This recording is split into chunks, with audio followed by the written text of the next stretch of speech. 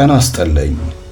ሰሞኑን እኚሁ በተደጋጋሚ ስማቸውን የምናነሳላቸው የአሜሪካው መሪ እንደዛ ቬኔዙዌላ ላይ እንደልባቸው መዛታቸውን መሪያቸውን ማፈናቸውንና ነዳጁንም በቁጥጥራቸው ስር ማዋላቸውን ተከትሎ በጣም በሚያስገርም መንገድ ማሪያ ኮሪና ማቻዶ የተባለች አንዲት የዛው ሀገር ተወላጅና የሀገሪቱ የተቃዋሚ ቡድን መሪ ትራምፕ ለቬኔዙዌላ ሰላም ላደረጉት አስተዋጽኦ በሚል ለራሷ የተሸለመችውን የኖቤል የሰላም ሽልማት በአካል ተገኝታ አበረከተችላቸው ተባለ። ምስጋናቸውን ቢገልጹም ምንም የገረማቸው አይመስሉም። ምክንያቱም ሁሌም በእኔ ትዕዛዝ እኔ የመራሁት በእኔ አስተዳደር ማለት የሚወዱ ሚኢዝም ናቸውና። ግን እኚህ ሰው ሐሳባቸው አያልቅም። አንዱን አጀንዳ በዚህ እያራመዱ ሌላኛውን በዛ በኩል ይጀምራሉና።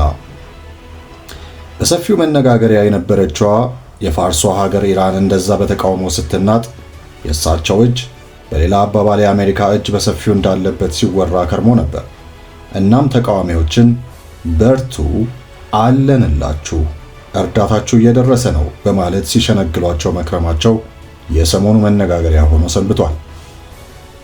ዶናልድ ጄ ትራምፕ በራሳቸውም አፍ ኢራን ላይ ከባድ እርምጃ እንደሚወስዱና መሪውን እንደሚያስወግዱ መዛት ጀመሩ። በዚህ ወቅት ታዲያ ሌላኛዋ ሀያሏ ሀገር ቻይና ለኢራኑ መሪ እኔ ያለሁላችሁ፣ በእናንተ ጉዳይ ላይ እጃችንን አጣጥፈን አንቀመጥም፣ የእናንተ ጉዳይ የውስጥ ተቃውሞ ሳይሆን እንደ አሜሪካ ያሉ በሰው ጉዳይ ጣልቃ የሚገቡ ሀገራት ሴራ ነውና እነሱ በግልጽ እጃቸውን ከሰነዘሩ እሳት ያቃጥላቸዋል፣ ቀይ መስመሩን ባይዘሉት ይሻላቸዋል በማለት ማስጠንቀቂያና ለኢራን መንግስትም ዋስትና ሰጠች። በተጨማሪም ይህችው ሀያል ሀገር ዶናልድ ትራምፕ ዩናይትድ ስቴትስ በቴህራን ላይ በጣም ጠንካራ እርምጃ እንደምትወስድ ካስጠነቀቁ በኋላ ቻይና በኢራን የውስጥ ጉዳይ ላይ የሚደረገው ማንኛውንም የውጭ ጣልቃ ገብነት እንደምትቃወም አስታወቀች። የሚኒስተሩ ቃል አቀባይ ማኦኒንግ ስለ ትራምፕ አስተያየቶች ሲጠየቁ ቻይና የኢራን መንግስትና ህዝብ አሁን ያሉትን ችግሮች ማሸነፍና ብሔራዊ መረጋጋትን መጠበቅ እንደሚችሉ ተስፋ ታደርጋለች ብለዋል። በተመሳሳይ ጊዜ ቻይና የውጭ ኃይሎች በአንድ ሀገር የውስጥ ጉዳይ ጣልቃ መግባትን ትቃወማለች፣ እናም በዓለም አቀፍ ግንኙነቶች ውስጥ የኃይል አጠቃቀምና ማስፈራራትን አትደግፍም ሲሉ ተደምጠዋል። በኢራን ውስጥ በተካሄደ የተቃውሞ ሰልፍ ላይ ትራምፕ ለጋዜጠኞች እንደተናገሩት በጣም ጉዳዩን በትኩረት እየተመለከትን ነው፣ ወታደሩ እየተመለከተው ነው፣ እናም አንዳንድ በጣም ጠንካራ አማራጮችን እየተመለከትን ነው ሲሉ ተደምጠዋል። እርግጥ ነው በኢራን በከባድ የኢኮኖሚ ማዕቀብ ውስጥ በመሆኗ ያለው ጫና የቀሰቀሰው ተቃውሞ በቀላል የሚታይ ተራ ተቃውሞ አልነበረም። ይህ ከባድና ማባሪያ ያጣው ለበርካታም ሰዎች ሞት መንስኤ የሆነው ተቃውሞ የተነሳው በኑሮ ውድነት ምክንያት መሆኑ ተጠቅሷል። ታዲያ በዚህ ወቅት ፕሬዚዳንት መሱድ ፔሽኪያን ለኢራን ህዝብ ጥሪ ያቀረቡ እንዲህ ሲሉ ተቃውሞ ከመውጣት ይልቅ ችግሩ እልባት እንዲያገኝ ሲባል ህዝቡ አንድ ይሆን። ተቃውሞ ምንም ቢኖር ህዝቡ አንድ ከሆነ ችግሮችን አብረን እንፈታለን አሉ። ቢሆንም ሰሚ ጆሮ አለማግኘታቸው እንደ አሜሪካና እንደ እስራኤል ያሉ ሀገራት መሳለቂያና የእንዘምትብሻለን ማስፈራሪያና ዛቻ ማዕከል እንዲሆኑ በር ከፍቷል። መጨረሻም የአሜሪካው ፕሬዝዳንት ዶናልድ ትራምፕ በኢራን ላይ መጠነ ሰፊ ጥቃት ለመክፈት በተዘጋጀው ወታደራዊ እቅድ ዙሪያ ከሀገሪቱ ከፍተኛ ወታደራዊ ጀኔራሎች ጋር ሪስትሪክትድ ኦፕሬሽን ኮንፈረንስ አድርገናል ማለታቸውም ታውቋል። ይህን ተከትሎ የኢራን ሪቮሉሽነሪ ጋርድ አሜሪካም ሆኑ እስራኤል በኢራን ላይ ጥቃት የሚሰነዝሩ ከሆነ በዙሪያችን የሚገኙ የአሜሪካና የእስራኤልን ወታደራዊ ቤዞችን በሰጋን ውስጥ ወደ ድንጋይ በመቀየር የሚችሉ አደገኛ ሚሳይሎቻችን ታርጌት ውስጥ አስገብተናቸዋል በማለትም አስጠንቅቀዋል። በወቅቱ እኚሁ የኢራኑ ፕሬዝዳንት ጠላቶቻችን በሌላ በኃይል ሊያሸንፉን እንደማይችሉ ስለተረዱ በኢኮኖሚ ጫና ሊያዳክሙን እየሞከሩ ነው፣ ለዚህ ደግሞ መንበርከክ የለብንም ሲሉ ተናግረው ነበር። አሸባሪዎች ከውጭ ወደ ሀገራችን ገብተው መስጊዶችን አቃጥለዋል፣ ሲቪሎችን ገድለዋል፣ የሰዎችንም አንገት ቆርጠዋል። የኢራኑ ፕሬዝዳንት ማሱድ ፔዜሽኪያን ፕሬዝዳንቱ ሰሞኑን እየተደረገ ያለውን ተቃውሞ አስከፊነት ገልጸው ዛሬ ባስተላለፉት መልእክት ተቃውሞውን አሜሪካና እስራኤል ያደራጁት አመጽ ሲሉ ጠርተውታል። ፔዜሽኪያን አሉ ኢራናውያን የተቃውሞ ሰልፍ የማድረግ መብት አላቸው። እናም ባለስልጣናት የህዝቡን ችግሮች ለማዳመጥና ለመፍታት ዝግጁ ናቸው። አንድ ሰው የዚች ሀገር አባል ከሆነ ተቃውሞ በሰላማዊ መንገድ ይሁን፣ እኛም ሰምተን እንፈታዋለን ሲሉ ተደምጠዋል። በመጨረሻም ፕሬዚዳንቱ ዜጎች በየአካባቢው እንዲደራጁ ጥሪ አቅርበው በየሰፈሩ ያሉ ሰዎች ረብሻን እንዲከላከሉና ስርዓትን እንዲጠብቁ ተማጽነዋል። ሆኖም በተለያዩ የሀገሪቱ ከተሞች ይልቁንም በዋና ከተማዋ በቴህራን ከባባድ ተቃውሞ ሰልፎች ተካሄዱ። ብዙ ንብረት ወደመ፣ የሰው ህይወትም እንደ ቅጠል ረገፈ። በዚህም የተነሳ ኢራን የሀገሯን የኢንተርኔት አገልግሎት ሙሉ ለማቋረጥ እንድትገደድ ተደርጋለች። ጤና ይስጥልኝ ተመልካቾቻችን፣ አዳዲስ መረጃዎች ደርሰውናል። በላይ በቀለ ነኝ። Iranians rallied in the streets of the capital. ዋና ከተማ ቴሄራንን ጨምሮ በመላው ኢራን ህዝባዊ አመጽና ተቃውሞ ተባብሶ መቀጠሉ ተሰማም። ድፍን ኢራን ኢንተርኔት ተቋርጧል፣ ህንፃዎች ተቃጥለዋል እየተባለ ነው። ፕሬዝዳንት ዶናልድ ትራምፕ በኢራን ያለውን ሁኔታ በቅርበት እየተከታተሉ መሆናቸውንና መንግስት ሰልፈኞችን መግደል ከቀጠለም ጦር ኃይላቸው ጣልቃ እንደሚገባ በድጋሚ አስጠንቅቀዋል። የኢራን መሪዎች ትልቅ ዋጋም ይከፍላሉ ብለዋል። ለህዝቡም ለነጻነት ጠንክራችሁ ታገሉ የሚል መልእክት ልከዋል። በኢራን 12ኛ ቀኑን የያዘው ህዝባዊ ተቃውሞ መነሻውም መድረሻውም የሀገሪቱ ገንዘብ መዳከም፣ የዋጋ ግሽበትና የኑሮ መወደድ እንዲያም ሲል ስራ አጥነትና የሙስና መስፋፋት ነው ይላሉ ታዛቢዎች። በስካሁኑ የተቃውሞ ሰልፍ በጥቂቱ 40 የሚጠጉ ሰልፈኞች መገደላቸው ሲነገር ከ1500 በላይ ተይዘው መታሰራቸው ይታወቃል። በመላው ሀገሪቱ ከምሽት ጀምሮ አመጹ ተጠናክሮ በቀጠለበትና ኢንተርኔትና የስልክ መስመሮች ተቋርጠው ባሉበት ሁኔታ ዋነኛ የኢራን ቴሌቪዥን ጣቢያ ፕሬስ ቲቪ በአሜሪካ ስለተገደለችው ሴትና ስለተነሳ ተቃውሞ በጥልቀት እየዘገበ ነበር። በዋና ከተማ ቴሄራን አደባባይ ከወጡ በሺዎች ከሚቆጠሩ ሰልፈኞች ሌላ ከየቤቱና ከየህንፃው የተቃውሞ ጩኸቶች መሰማታቸውን ዘገቦች አመልክተዋል። የሁሉም ድምፅ የአንድ ሰው ስም ሲያስተጋባም አምሽቷል። በስደት ላይ ያሉትን ፖለቲከኛና የኢራን ስርወ መንግስት አባል ልዑል ሬዛ ፓላቪን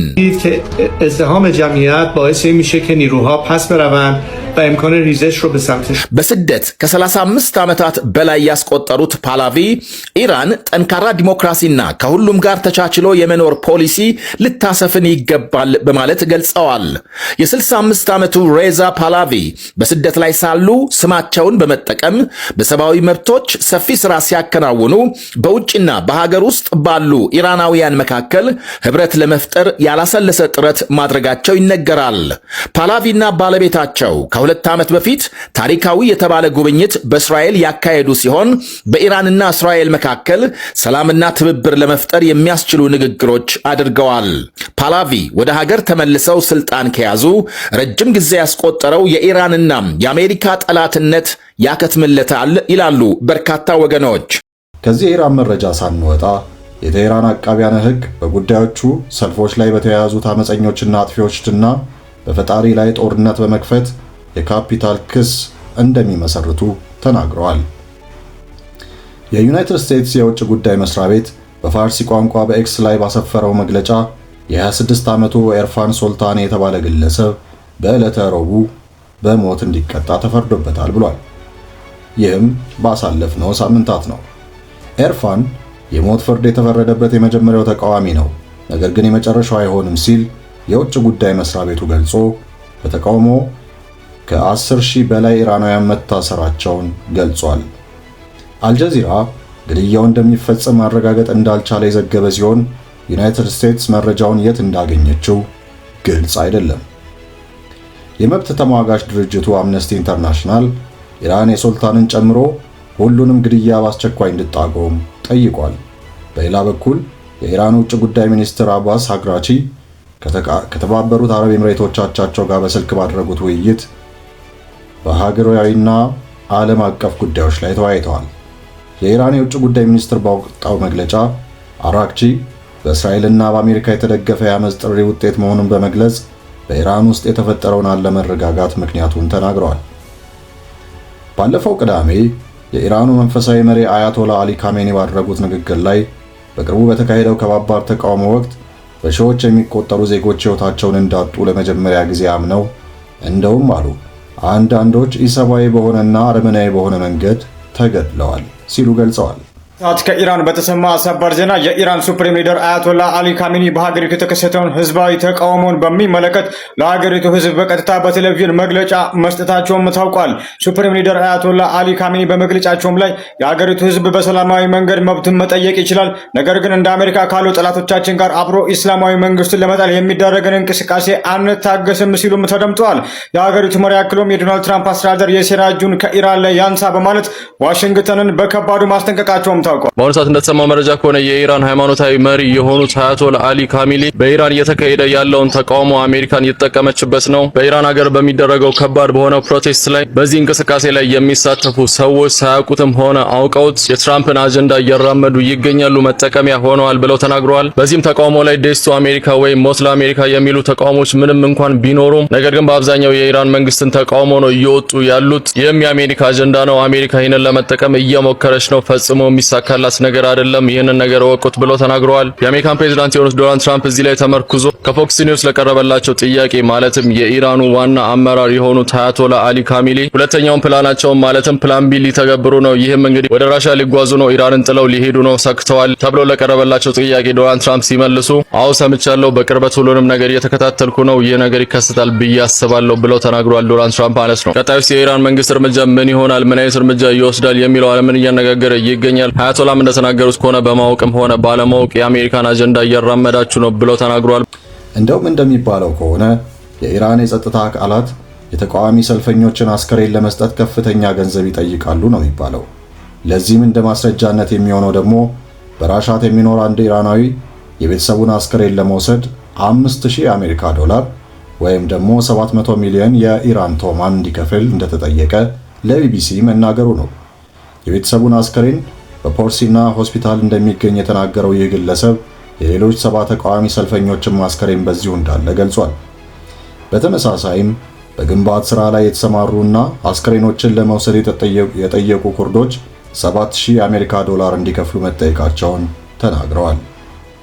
ቤተሰቡ የተጠየቀውን ገንዘብ መክፈል ስላልቻለ አስከሬኑ በማቆያ ውስጥ እንደተቀመጠ መሆኑንም ጨምረው ገልጸዋል። በኢራን የግንባታ ሰራተኞች በወር የሚያገኙት ከ100 ዶላር በታች ነው። አንዳንድ አካባቢዎች የሆስፒታል ሰራተኞች ለሟች ቤተሰቦች በመደወል የደህንነት አባል የልጃቸውን አስከሬን ይዘው ገንዘብ ከመጠየቃቸው በፊት በፍጥነት መጥተው እንደሚወስዱ እንደሚያስጠነቅቁ ቢቢሲ ሰምቷል። ታዲያ የኢራን የመገናኛ ብዙሃን እንደጠቀሱት ለዚህ ሁሉ ውድመትና የሰው ሕይወት ተጠያቂ አሜሪካና እስራኤል ናቸው፣ ለዚህም ዋጋ ይከፍሉበታል ብለዋል። ለደረሰው ስም ማጥፋትና ውድመት በሙሉ የአሜሪካንን ፕሬዝዳንት ወንጀለኛ አድርገን እንቆጥራለን ብለዋል። ታህሳስ 28 በኢኮኖሚ ውድነት የተጀመረው ሰልፍም አገዛዙ ይውረድልን ወደሚል ተቃውሞ መቀየሩ ተሰምቷል። ታዲያ እኚህ የአሜሪካው ፕሬዝዳንት ዶናልድ ትራምፕ እንደዚህ ግፉ፣ በርቱ፣ እንመጣላችኋለን ሲሉ ከከረሙ በኋላ በዛው ምላሳቸው ኢራን ሰልፈኞችን መግደሏን ስላቆመች ለጊዜው ምንም እርምጃ አንወስድም በማለት ለተቃውሞ ወጥቶ የጥይት አራራ ለበላው ዜጋ የውሸት ተስፋ በመስጠት አስገደሉት ሲባል ከርሟል። ዶናልድ ትራምፕን በኢራን ላይ ሊወስዱት የነበረውን ወታደራዊ እርምጃ እንደተዉት በዚህ አጭር ጽሑፍ ተናግረዋል። ስለዚህ ነገር ትንሽ እናውራ። በዚህም ጽሑፋቸው ላይ እንደተናገሩት ከሆነ ለኢራን አመራሮች ትልቅ አክብሮት አለኝ። ከሰሞኑ ሊፈጸም የነበረው ማለትም ወደ 800 የሚጠጉ ሰዎች ፐብሊክሊ ህይወታቸው እንዲሆን ሊደረግ የነበሩ ሰዎች የኢራን አመራሮች ባስተላለፉት ትዕዛዝ መሰረት እንዲቆም ተደርጓል። ይህም ተከትሎ ወስደው የነበረውን እርምጃ ትቼዋለሁ ወይም ካንስል አድርጌዋለሁ ብሎ ዶናልድ ትራምፕ ተናግረዋል ማለት ነው። ለኢራን ሊደርሽፖችና አመራሮችም እንግዲህ ምስጋናን አቅርበዋል። ቴንክ ዩ ብሎ ተናግረዋል ዶናልድ ትራምፕ። እናም በዚህ መልኩ ሊወስዱት የነበረውን እርምጃ ካንስል እንዳደረጉት ተናግረዋል። ነገር ግን ከደቂቃዎች በፊት ደግሞ የኢራን አመራር የሆኑት አያቶላ እንግዲህ ፖስት ያደረጉት አንድ ጽሑፍ አለ። እሱን ጽሑፍ ላጋራችሁ። በዚህም ጽሑፋቸው ላይ የአሜሪካን ፕሬዝዳንት ዶናልድ ትራምፕን እንደ ወንጀለኛ አድርገን ነው የምንመለከተው ብለዋል። በኢራን በተፈጠረው ችግር ውስጥ ቀጥተኛ የአሜሪካን ተሳትፎ አላት፣ ለዚህም እንግዲህ ተጠያቂው አሜሪካ ነች የሚል መልእክት አስተላልፈዋል። ከጥቂት ደቂቃዎች በኤክስ ፔጃቸው ላይ ፖስት እንዳደረጉት የኢራን ውስጥ የተከሰተው ችግር በአሜሪካኖች የተቀናበረና ፕላን የተደረገ ነው ብለዋል። ታዲያ ይህንን ተከትሎ የአሜሪካን ፕሬዝዳንት የሆኑት ዶናልድ ትራምፕ ምን አይነት መልስ ሲመልሱ ይሆን የሚለው ደግሞ ዓለምን እያጠያየቀ ይገኛል። በአሁኑ ወቅት እንደሚታወቀው ዶናልድ ትራምፕ ወንጀለኛ ኖት ሲባሉ የሚወዱ አይመስለኝም። ምን አይነት እርምጃ ይወስዳሉ ምናየው ይሆናል። እንግዲህ አዲስ ነገር ካለማቀብላቸው ሆኖም አሁንም እየወጡ ባሉ ምንጮች የኢራን ኢስላሚክ ሪፐብሊክ በአሜሪካ የጦር ሰፈሮች ላይ እርምጃ ለመውሰድ ዝግጅት ላይ እንደሆነች ስጋቱን የገለጸው የአሜሪካ የውጭ ጉዳይ መስሪያ ቤት ይህ አይነቱ በእሳት መጫወት ከባድ ዋጋ ያስከፍላልና ኢራን ከዶናልድ ትራምፕ ጋር ባትጫወት ጥሩ ነው በማለት አስጠንቅቋል። ይህ በእንዲህ እንዳለ ታዲያ አንዱን ይዘው ሌላውን አይቅርብኝ የሚሉት ዶናልድ ትራምፕ በሌላው በኩል ግሪንላንድ የተባለች ደሴት ቀልቤ ወደዋታልና ለወስዳት የራሴም ላደርጋ ተሻለው ማለት ከጀመሩ ሰነባብተዋል። ፕሬዚዳንት ትራምፕ አውሮፓውያን እስከ መጪው ጥር 24 ድረስ ግሪንላንድ ደሴትን ለአሜሪካ ካልሸጡ 10 በመቶ ታሪፍ እንደሚጥሉ ማሳወቃቸውን ተከትሎ የአውሮፓ ሀገራት ቁጣቸውን በመግለጽ ላይ ይገኛሉ። በተለያዩ የአውሮፓ ሀገራትም ይህንን የፕሬዚዳንት ትራምፕ አስተዳደር ውሳኔን በመቃወም ሰላማዊ ሰልፎች እየተካሄዱ ሲሆን የግሪንላንድ ነዋሪዎችም ደሴታቸው በፍጹም ለሽያጭ እንደማትቀርብ በመግለጽ ላይ ይገኛሉ። ሆኖም ፕሬዚዳንት ትራምፕ አውሮፓውያን በመጪዎቹ 13 ቀናት ደሴቷን ለአሜሪካ በሽያጭ አሳልፈው ካልሰጡ በሀገራቱ ላይ አሁን ለመጣል የታቀደውን የ10 በመቶ ታሪፍ ወደ 25 በመቶ እንደሚያሳድጉ መግለጻቸው አውሮፓውያንን ተጨማሪ ስጋት ውስጥ ጥሏል። ዘነበ ኃይሉ ይህንኑ የግሪንላንድ ሰሞነኛ ሁኔታ የሚዳሰስ ትንታኔ ወደ እናንተ ያደርሳል። እንከታተለው። የአሜሪካው ፕሬዝዳንት በቅርቡ ከኒውዮርክ ታይምስ ጋዜጣ ጋር በነበራቸው ቆይታ እርሳቸው በዓለም አቀፍ ሕግ እንደማይመሩ ይልቁንም በራሳቸው ሞራልና አእምሮ ብቻ እንደሚመሩ መናገራቸው ብዙዎችን አስገርሟል። እስካሁን የሚናገሯቸውና የሰጧቸው ውሳኔዎች አይገመት ያደረጋቸው ፕሬዝዳንት ትራምፕ ግሪንላንድ ደሴትን በምን አይነት አማራጭ ሊጠቀልሉ ይችላሉ የሚለውን ጥያቄ ለመመለስም ለብዙዎች አዳጋች አድርጎታል። እርሳቸውም ቢሆኑ ደሴቷን የግላቸው ለማድረግ ድርድር፣ ግዢ ወይም የኃይል እርምጃ 3 ጠረጴዛ ላይ የተቀመጡ አማራጮች መሆናቸውን መናገራቸውን ተከትሎ የአውሮፓውያን ስጋት እንዲያይል አድርጎታል። We need Greenland for national security. One way or the other, we're going to get it. You look outside, you have China ships all over the place. You have Russian ships all over the place. We're not letting that happen. ይህን ተከትሎም ባለፈው ሳምንት የደሴቲቷ ግሪንላንድና ደሴቲቷን በበላይነት የምታስተዳድራት ዴንማርክ ባለስልጣናት ወደ አሜሪካ በማምራት ድርድር ቢያደርጉም ድርድሩ ያላንዳች ውጤት ነበር የተቋጨው። ከዚህ ድርድር በኋላ የአሜሪካ ባለስልጣን ስለ ድርድሩ አንዳች ነገር ባይሉም የግሪንላንድና የዴንማርክ ባለስልጣናት በሰጡት ጋዜጣዊ መግለጫ ግን ድርድሩ ፍሬ አልባ መሆኑን ጠቁመው ነበር። ከዚህ ድርድር መክሸፍ በኋላ 8 የሚደርሱ የአውሮፓ ሀገራት ለግሪንላንድ ያላቸውን አጋርነት ለማሳየት ወታደሮቻቸውን ወደ ግሪንላንድ ልከዋል። ይህ ድርጊታቸው ደግሞ የፈለኩትን ከማግኘት ምንም አያግደኝም የሚል እምነት ባላቸው ፕሬዝዳንት ትራምፕ ዘንድ የተወደደ አልነበረም። ፕሬዝዳንት ትራምፕ እነዚህ ወደ ግሪንላንድ ወታደሮች የላኩ የአውሮፓ ሀገራት ከ13 ቀናት በኋላ ወደ አሜሪካ የሚልኳቸው ማናቸው ምርቶች ላይ የ10 በመቶ ታሪፍ እንደሚጣልባቸው አሳውቀዋል።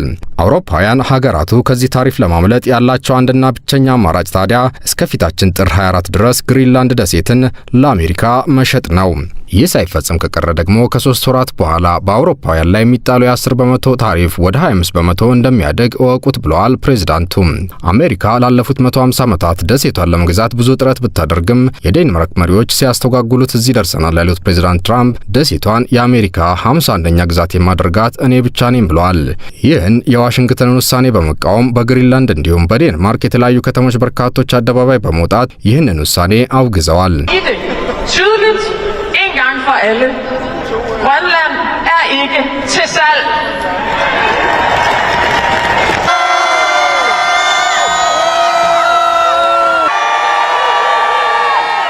ሆኖም ዴንማርክን ጨምሮ ለመላው የአውሮፓ ሀገራት አሜሪካ ድጎማ ስታደርግ መቆየቷን የጠቆሙት ፕሬዝዳንት ትራምፕ አሁን አውሮፓውያን አሜሪካን መደጎም ይጠበቅባቸዋል ያሉ ሲሆን ኔቶም ቢሆን ሀገራቸው ግሪንላንድን እንድታገኝ ቁልፍ ሚና መጫወት እንዳለበት ገልጸዋል። ይህን ተከትሎም ከፊል የአውሮፓ መሪዎች ፕሬዝዳንት ትራምፕ በማህበራዊ ሚዲያ ለሰጡት ማስፈራሪያ እነሱም በፊናቸው በማህበራዊ ሚዲያ ብቅ ብለው ምላሽ ሰጥተዋል። የአውሮፓ ህብረት ኮሚሽነር ኡርሱላ ቮንደር ላይን ህብረቱ ከዴንማርክ ጎን እንደሚቆም ጠቅሰው አሜሪካ በአውሮፓውያን ላይ ለመጣል የወሰነችው ታሪፍ በህብረቱና ዋሽንግተን መካከል ያለውን ግንኙነት የሚያሻክር ነው ብለዋል። የፈረንሳዩ ፕሬዝዳንት ኢማኑኤል ማክሮን በበኩላቸው ወታደሮቻቸው ከዴንማርክ ወታደሮች ጋር በመሆን ግሪንላንድን ከማንኛውም ጥቃት ለመጠበቅ ልምምድ እንዲያካሂዱ ማዘዛቸውን ገልጸው አውሮፓውያን ለማንኛውም ማስፈራሪያ ሸብረክ አይሉም ነው ያሉትን። የፕሬዝዳንት ትራምፕ የታሪፍ ዱላ ገፈት ቀማሽ ከሆኑት መካከል ኔዘርላንድ፣ ኖርዌይ፣ ስዊድንና ብሪታንያ በጋራ ባወጡት መግለጫ ደግሞ ሀገራቱ በግሪንላንድ የጀመሩት ወታደራዊ ልምምድ የቀጠናውን ደህንነት ለመጠበቅ ያለመ መሆኑን ገልጸዋል። የብሪታንያው ጠቅላይ ሚኒስትር ኬር ስታርመር በበኩላቸው የሀገራቸው አቋም መቼም እንደማይቀየር ገልጸው ግሪንላንድ የዴንማርክ እንጂ የማንም ልትሆን እንደማትችል አሳስበዋል። የዴንማርክና ኖርዌይ ውጭ ጉዳይ ሚኒስትሮች የሁለትዮሽ ውይይት ካደረጉ በኋላ አሜሪካ በግልጽ በመወያየት ችግሩን ለመፍታት መስራት እንጂ በማስፈራራት የሚገኝ ነገር የለም ብለዋል። The talks were constructive and where we also decided to continue working on it. የነበረን ውይይት ፍሬያማ ነበር። ከውይይታችን በኋላ የወሰነው ነገር ፕሬዝዳንት ትራምፕ ግሪንላንድን እጠቀልላለሁ የሚሉትን ሐሳብ እንዲተውት የሚያደርግ መፍትሄ ላይ ለመድረስ እየሰራ ነው። ምክንያቱም ይህ የአሜሪካ ውሳኔ የግሪንላንድን ሉዓላዊነት መጣስ ነው፣ የዴንማርክን ግዛታዊ አንድነት መጣስ ነው።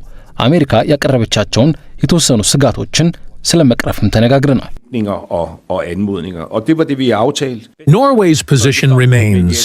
We will not allow us to be pressed, and that kind of threat is unacceptable among close allies. የዴንማርኩ ውጭ ጉዳይ ሚኒስትር አክሎም አሜሪካ ከፕሬዝዳንት ትራምፕ በላይ መሆኗን በመጠቆም አሜሪካውያን መሰሉን ድርጊት አይደግፉም የሚል እምነት እንዳላቸው ገልጸዋል። ሁለቱ ውጭ ጉዳይ ሚኒስትሮች በጋራ በሰጡት ጋዜጣዊ መግለጫ ፕሬዝዳንት ትራምፕ ከማህበራዊ ሚዲያና የዜና ርዕሰ ጉዳይ ከመሆን ባለፈ በሰከነ መልኩ ለመደራደር ቢዘጋጁ እንደሚሻል ጠቁመዋል። ይህ በእንዲህ እንዳለ ሆኖ ፕሬዝዳንት ትራምፕ በዛሬው ዕለት ለኖርዌይ በጻፉት ደብዳቤ ሀገሪቱን ክፉኛ ወቅሰዋል። ፕሬዝዳንቱ ግሪንላንድን ለመጠቅለል የተገደዱት ኖርዌይ የሰላም ኖቤል ሽልማትን ስለነፈገቻቸው መሆኑን ነው የገለጹት። ፕሬዝዳንቱ አክለው አሁን ላይ ስለ ሰላም ሳይሆን አሜሪካን ስለሚጠቅሙ ነገሮች ብቻ እንደሚያስቡ ነው የተናገሩት። ከዚህ ጉዳይ ጋር በተያያዘ እኚሁ መሪ ትራምፕ ታዲያ በግሪንላንድ ላይ የሩሲያን ስጋት ለማስወገድ እርምጃ እንደሚወስዱ ቃል ገብተዋል። ኔቶ ለዴንማርክ ለ20 ዓመታት የሩሲያን ስጋትነት ከግሪንላንድ ማራቅ እንዳለባት ሲነግራት ነበር ያሉት ትራምፕ እንዳለመታደል ሆኖ ግን ዴንማርክ በዚህ ጉዳይ ላይ ምንም ማድረግ አልቻለችም፣ አሁን ጊዜው ነው እናም ይከናወናል ሲሉ ትራምፕ የግል ንብረታቸው በሆነው የማህበራዊ ሚዲያ ኩባንያ ትሩዝ ሶሻል ላይ ጽፈዋል። የሰሜን አትላንቲክ ጦር ቃል ኪዳን ድርጅት ዋና ጸሐፊ ማርክ ሩት እና ትራምፕ በስልክ ባደረጉት ውይይት በግሪንላንድ እና በአርክቲክ አካባቢ ስላለው የደህንነት ሁኔታ ተወያይተዋል። ሩት ሁለቱም በዚህ ላይ መስራታቸውን ይቀጥላሉ ያሉ ሲሆን አክለውም ከዚህ ሳምንት በኋላ ትራምፕን በዳቮስ እንደሚያገኙ መናገራቸው ይታወሳል።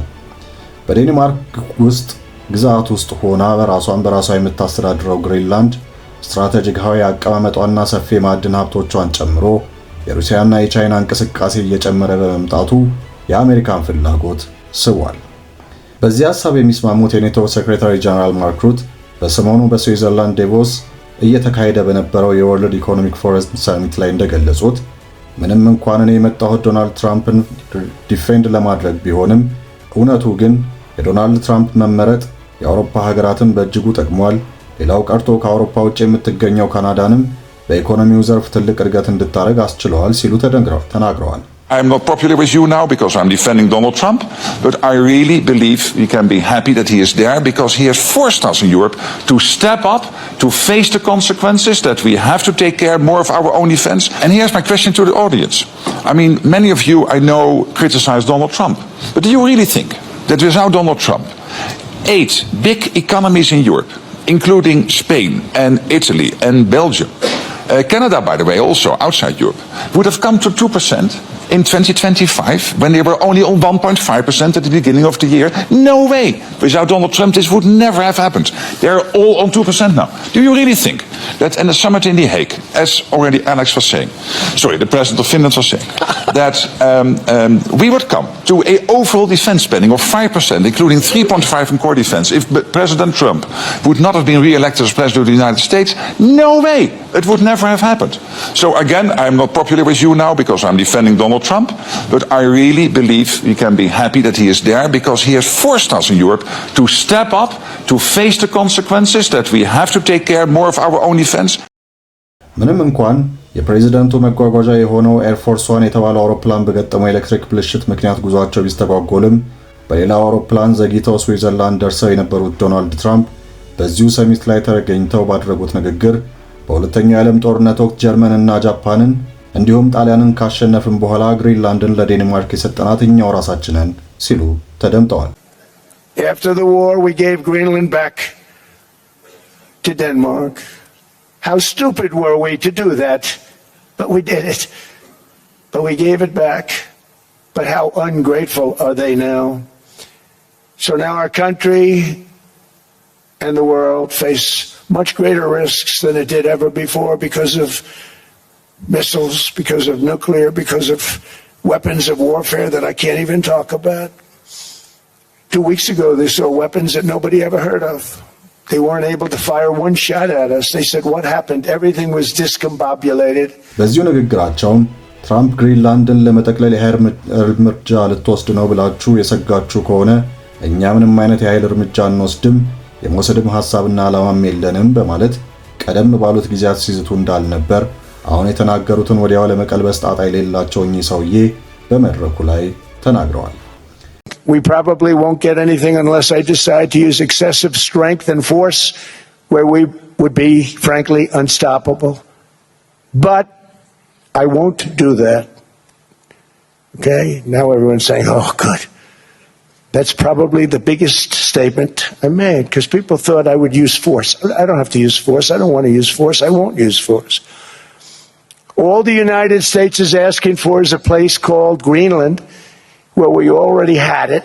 We could have kept that piece of land and we didn't. So they have a choice. You can say yes and we will be very appreciative, or you can say no and we will remember. And the fact is, no nation or group of nations is in any position to be able to secure Greenland other than the United States.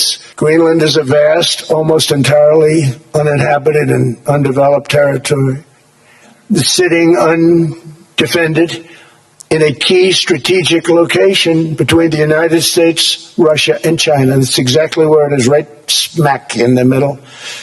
Wasn't important nearly when we gave it back. You know, when we gave it back, it wasn't the same as it is now. It's not important for any other reason, you know, everyone talks about the minerals. There's no rare earth, no such thing as rare earth. There's rare processing, but there's so much rare earth. And to get to this rare earth, you got to go through hundreds of feet of ice. That's not the reason we need it. We need it for strategic national security and international security. This enormous unsecured island is actually part of North America on the northern frontier of the Western Hemisphere. That's our territory. It's the United States alone that can protect this giant mass of land, this giant piece of ice. እንዲያውም ተሰብሳቢውም ላይ ይሁን ታዳሚዎቹ ሀገራት ባለስልጣናትና የኔቶ አባል ሀገራት ላይም እንዳፌዙ ሲነገር ነበር።